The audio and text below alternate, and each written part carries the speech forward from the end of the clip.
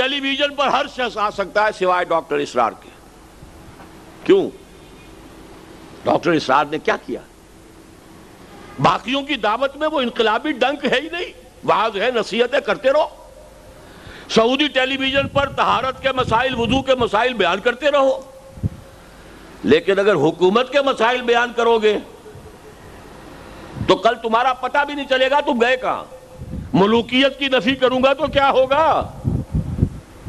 جو ہوا ہے سینکڑوں تابعین کے ساتھ حجاج ابن یوسف کے ہاتھوں، ہوگا کہ نہیں ہوگا؟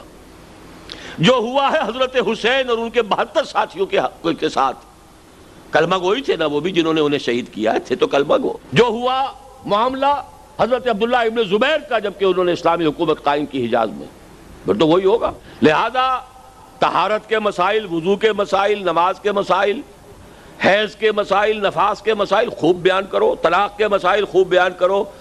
حکومت کے نظام میں شریعت کیا چاہتی ہے، نظام کیا ہے اسلام کا، ذرا یہ بات کرو گے تو بند.